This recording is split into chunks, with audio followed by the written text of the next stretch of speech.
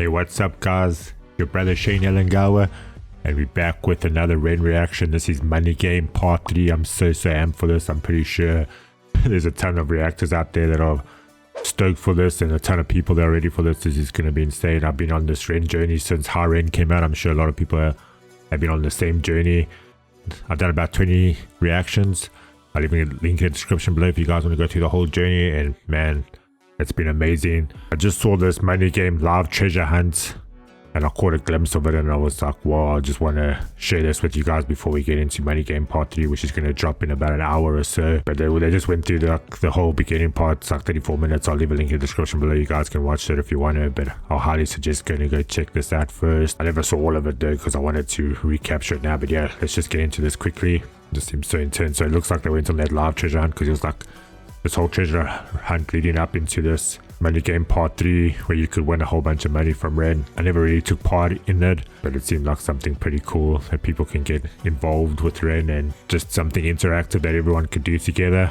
But I came a little bit late. I didn't even know this was out, so let's just check this out here quickly. 3. So they found the code and they're going to open up the case here. Yo, that's hot, man. For the treasure. I think they opened up the other case already, and it was like seashells in there, like seashells on the seesaw. Okay, you ready? No. You are so ballsy for this. Oh, it's just fucking shells, man. What? That's the bag with all the shells in it. Shells in a black bag. Okay, what's in the bag at least? Are you sure it's just shells as well? Yeah, it's fucking shells. And black bag. Oh man, that is all on fire as well. This is going to be kind of a long video. I hope you guys are ready for this. I'm pretty amped for this. Oh my gosh. Bite me. That's all that the treasure said after all of that. Darling. You guess you took bite the apple? I said he's going to bite the apple, okay? You got a bite of an apple. Worth it. Oh, I know it. Check that, he's glitching out. He took a bite of the apple from the tree of knowledge. Okay, loading. Oh, I saw this and I was like, let me tell you a story as old as time. The story of Adam and Eve. It starts with a God who wanted more. God had just created the heavens and the earth. He had the angels by his side, but they had no will of their own. And so the autonomy to love or reject him was never theirs. I love the 8-bit style, like the video game aesthetic to this. It's pretty pleasing to the eye. And then that piano and his voice. But chills, guys, chills. But for one, the once called bringer of light, Lucifer, morning star. Lucifer was the fairest and most intelligent of all the angels. He was the closest thing to God's image, and in his likeliness, Lucifer felt restless. He began to question and doubt God. He doubted the hierarchy opposed upon him. He felt God was arrogant. In his frustration, Lucifer built a throne that stood even above God's and declared mutiny. A war ensued. God, being all-powerful, came out the victor and banished Lucifer from the heavens and exiled him to earth. Once again, God was alone with his power. Perhaps from loneliness, perhaps from curiosity, perhaps from a desire to share love, God began to work on his greatest project yet, a being that would mirror himself, the human, two humans. Oh, this is so amazing, guys, man. Oh. Humans specifically, Adam and Eve. They were placed inside a paradise built for them on earth, the Garden of Eden. In the garden, God placed a tree that bared fruit that would grant anyone who ate it. So beautiful. Oh, I love the 8-bit style, like I said before, like the art, and Red's voice is beautiful. Powers bestowed only to a God to tell good from evil, left from right, to live righteously or to sin. He named this the Tree of Knowledge. God told Adam and Eve they could eat whatever they wanted in the garden, but never the fruit from the Tree of Knowledge. And if they disobeyed him, it would be punishable by death. The basic way the story of Eden is told is that Eve was tempted by I'm sure we all know this story, most of us. Lucifer in the form of a serpent to eat a fruit from the tree of knowledge. Convinced, She bit the fruit, she passed it to Adam, and he did the same. I love those whispers. Bloop, bloop, bloop. Suddenly, ultimate knowledge filled their minds, and they realized they were naked and felt shame. God discovered this betrayal and felt angry. He exiled Adam and Eve and cursed them with the life of a mortal. They would work, they would bear children, and they would die. The fate of a human. Now look deeper. In the story, the serpent tempted me by telling me I would gain ultimate knowledge and that God would spare me. Both were true. This wasn't some great deception, meaning that Satan, in the likeliness of God, perhaps understood his intentions. In fact, The only lie uttered in the Garden of Eden was by God, who did not end up condemning Adam and Eve to death. This could be seen as an act of Mercy, but the sheer fact that the tree existed and that humans were initially cut off from this knowledge. may imply some part of God was afraid that if humans were granted the gift of perception, they, like Lucifer, would have the power to reject him too. The fact that there stood a beautiful tree that could grant this knowledge in the first place implies that a small part of God, supposedly all-knowing, perhaps wanted and intended the humans to bite too. In the Bible, Satan was an exiled angel of free will. Humans are exiled descendants of Adam and Eve. also with free will. Not only have we shared a similar fate to the devil, we were also both constructed in We the were image of also our both Creator, constructed in the image of our Creator. meaning our behaviors, in some shape or form, imperfectly echo his. We could assume that this kind of God has his doubts, but as the most powerful being in the universe, he has no one above him to turn to with questions, and no one to Doubt but himself, an incredibly lonely and isolating existence. We must only assume that the common thread I got goosebumps all over my body, guys. This is like such an insane trip right now. between God, Lucifer, and us is the desire for more, an eternal curiosity, a desire perhaps birthed from a seed of loneliness. If not, why would we exist in the first place? Wow. The constantly looping bittersweet irony is whether gifted by some omnipotent God or simply a byproduct of billions of years of evolution, here we stand in 2023 as creatures with free will, the only creatures that understand and define good from bad, creatures with the potential of a God. And what do we do with that free will, my friends? We willingly walk to the edge of a cliff.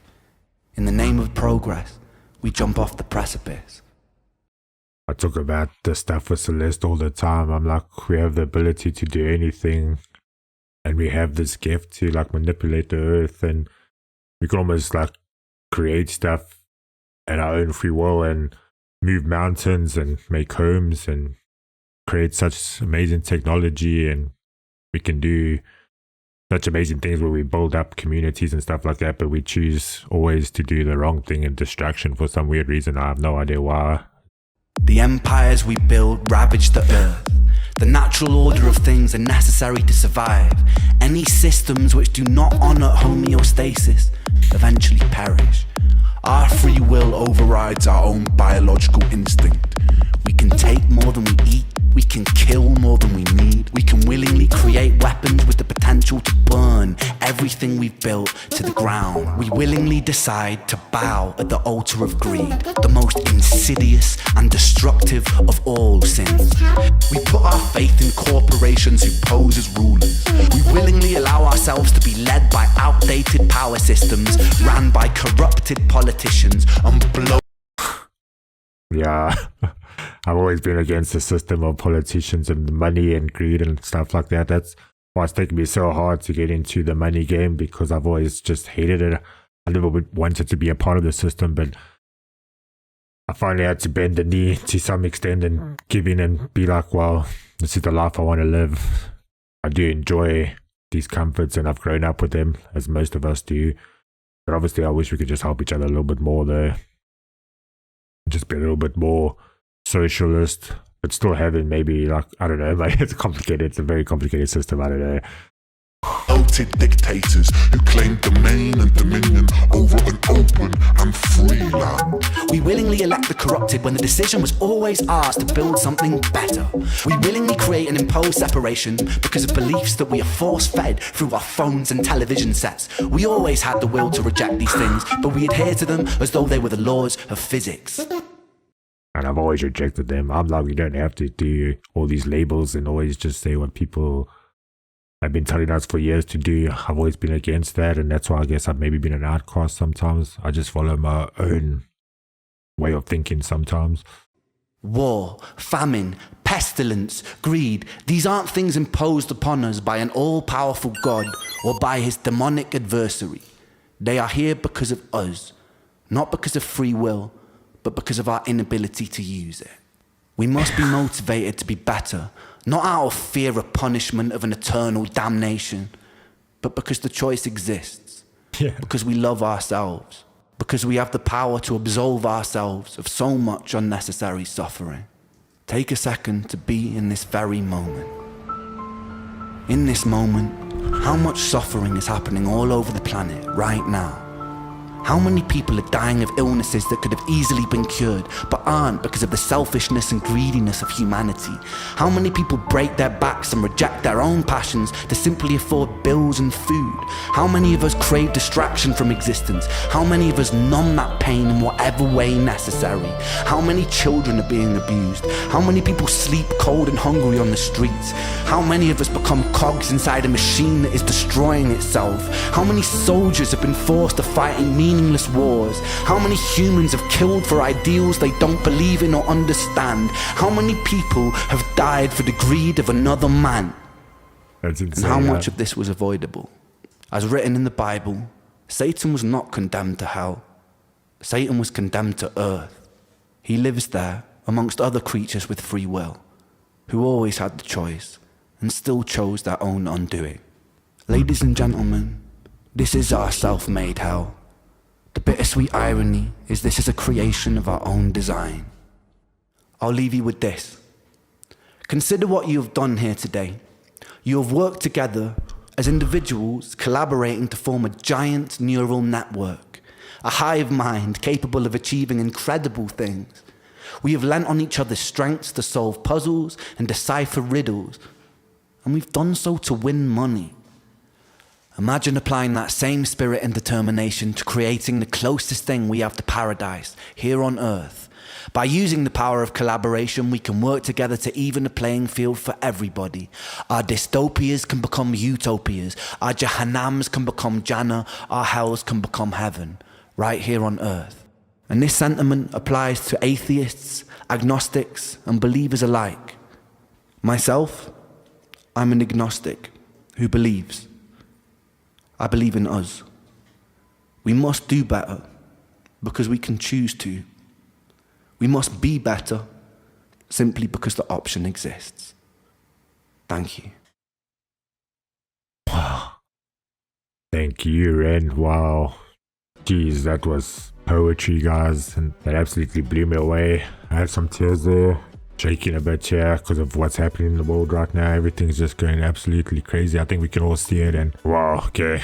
Money Game Part 3 is coming out in a bit now. I'm so amped for this. That was absolutely intense. That just took me on a journey. There was a lot to digest, guys. Ren, he just speaks the truth, and it's just so amazing what comes out of his mind. Wow. Okay. He just basically says everything that I want to say, but he just does it in such a meaningful way. I love the 8-bit style. I love the way he delivered that. It was such a powerful message, and we have to make this go viral. I don't know how, but we're going to push it out there. Hopefully all the reactors will make this go viral. Money Game Part 3. We're going to move on to that next. It's going to be dropping soon. Let's go, guys. It's just about to go. The premiere will begin shortly. I'm live. And don't forget to pre-order Sick Boi and let's support Ren. And please, if it's the first time that you're stopping by, don't forget to go support Ren. I just came from that other reaction where he was doing the treasure hunt, and I'm still just emotional damage. That was so intense. Okay, I'm ready. Let's go.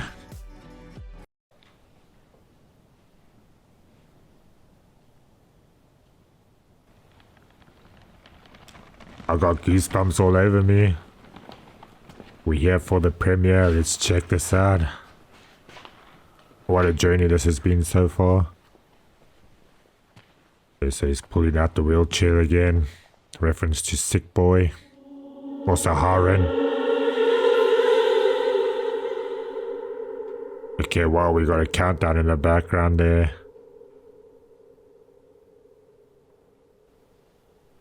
I know you're so excited for this. I'm so excited for this. Oh my gosh, it's good, guys. Much love to everyone out there. Are we just gonna wait, yeah? It's like an empty countdown. Okay, what's happening? I think the song's about 9 minutes long. This is such a journey.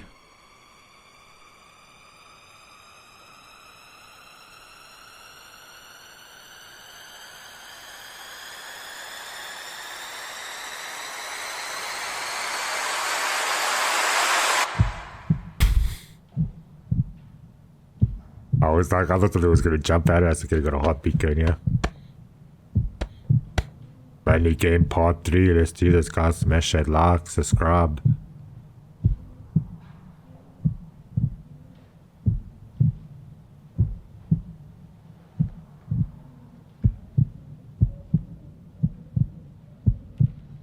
His heart rate is getting faster and faster.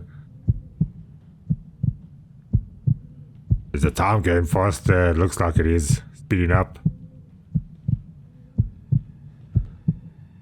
I might trip it out. No, it is speeding up.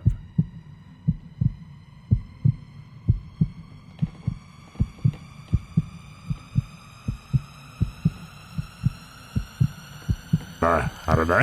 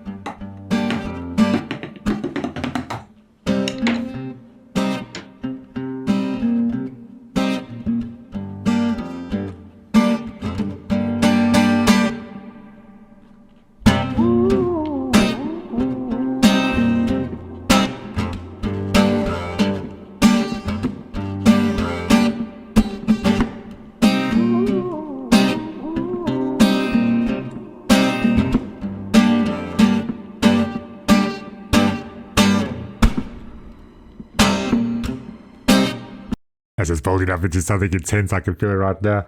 And I could really hit up a drum cover of this maybe one day. If you guys would like to see that, let me know. That'll be pretty sick, I think. Let's see where this is gonna go. Though we got 17 seconds.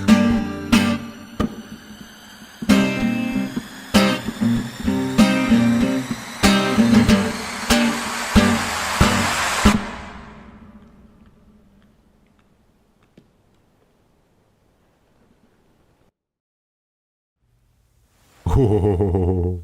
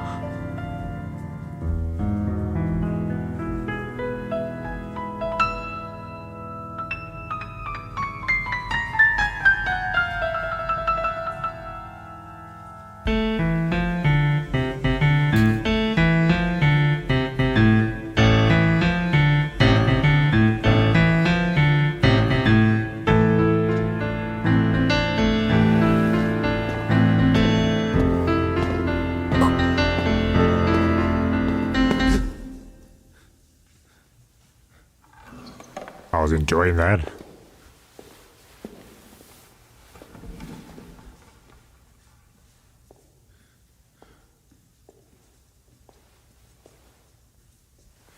just don't know what's gonna happen next. It's like he's been awakened up from the dream. He's like, what is going on? He's waking up from the game.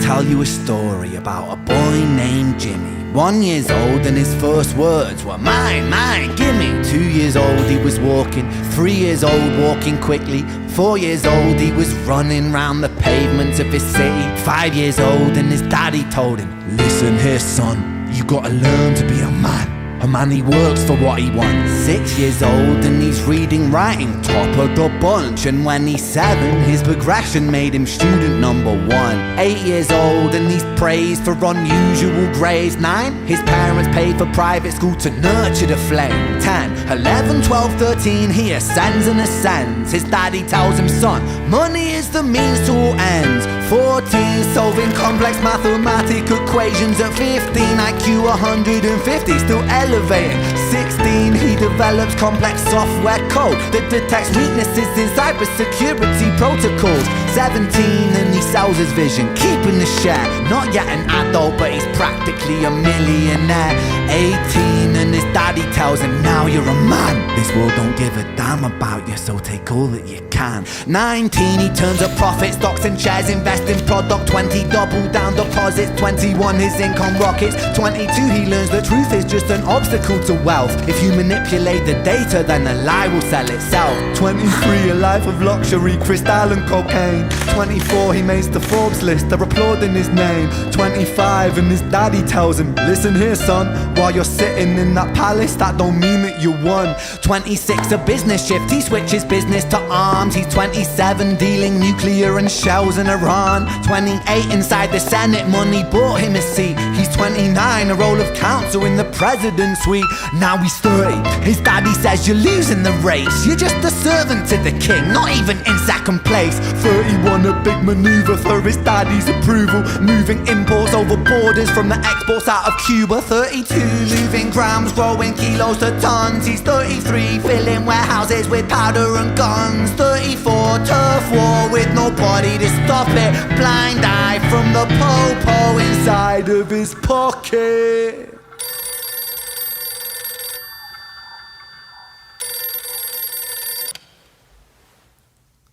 35, he gets the call. I'm sorry son, but it's your father. Had a heart attack, I'm sorry, he's gone. 36, getting pissed up, abusing his product. 37, eyes glazed, disposition demonic. 38, with a prostitute, a moment of passion, heating up a silver spoon and then chasing the dragon. 39, getting reckless and hungry for power. Daddy's words are still driving him to kill and devour. Makes a move against the cartel, but the strategy's flawed. They retaliate and leave him in a hospital ward. A bullet buried in his vertebra and one in his leg. The doctor sighs and says, I don't think you'll be walking again. Fuck. Just what a journey. This is shot so well. Wow. One shot as always.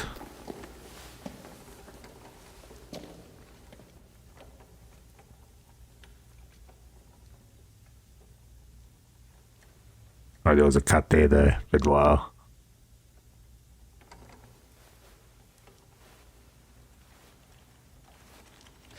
Let me tell you a story about a boy named Jimmy. He was 40 and he cursed the words, mine, mine, gimme. 41, he wasn't walking. 42, not walking quickly. 43, never running round the pavements of his city. 44, inside a palace with a mountain of gold. But those riches turn to rubble and perspective evolves. Weighing heavy on his conscience is the value of gold. Lamborghini for a life, trading money for souls. Jimmy followed the code inside the land of the free. Put your hand inside the cookie jar, take more than you need. And his example is exaggerated versions of me. And it's a version of him, and it's a version of she, and it's a version of you. There's no escaping the blame. The way we live is parasitic. Fuck the money and fame. Cut the music. Yo. This isn't entertainment. This is real life. The way we live is lunacy. Community, it declines. Hyperpolarized, always fighting, then we divide. Truth is less important than the money that we designed. Money's an invention. Politics from our invention. They all come from people's ideas. Did I mention? Border's an invention. Law and order fuel the tension. It leads to people killing each other. My solution?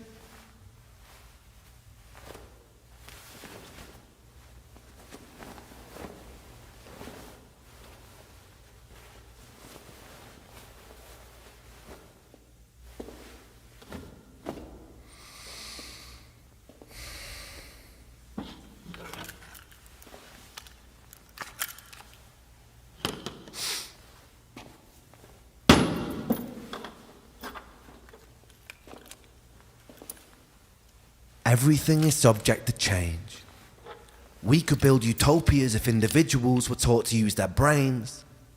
But if we teach kids in schools to always be sheep and put themselves before the herd if there's more money for me, then there's no future I see where the humans survive. We're parasites inside a petri dish with cannibal minds. Mold will grow upon the surface and consume till it dies. And our fate could be the same without this story to the wise.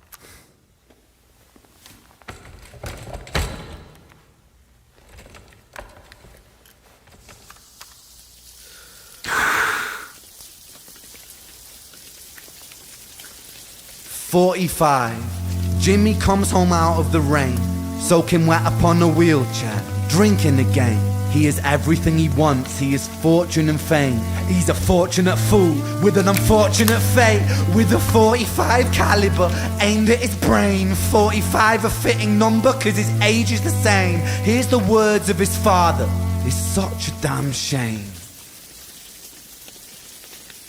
Then he presses on the trigger of a money game.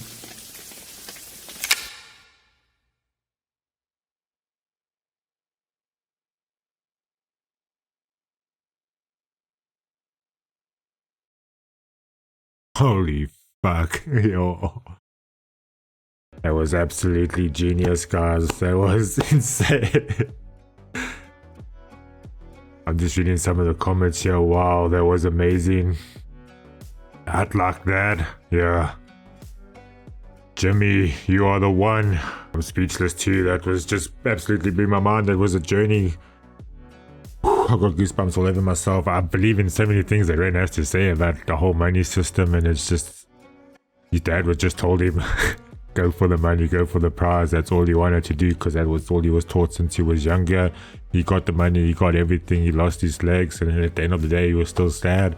I always talk about this. It's always perspective inside your mind. Everything is just what you make of it. All these things about money and ideas that we put out there is just inside of us. It's all made up, most of it, and it just doesn't mean anything. The things that really mean something is just loving each other and trying to build communities. And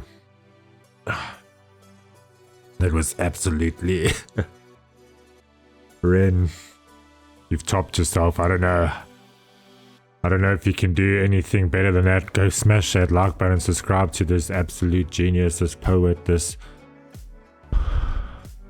I loved it, guys. It was so creative, and it was just everything about it. The one take shot again. I think it kind of spits. I love the violin. I love how he woke up from the dream and then he told that whole story. It was just absolutely genius. Money Game Part 3 Ren. Please guys go support him, buy the album. It's dropping pretty soon. I know I'm going to be supporting Ren with the album. Hopefully he's going to be on Twitch after this. We'll go see. But I'm going to be dropping this out pretty. Well, I'm going to drop it out now, guys. Much love. Look after yourself. The world is a crazy place out there.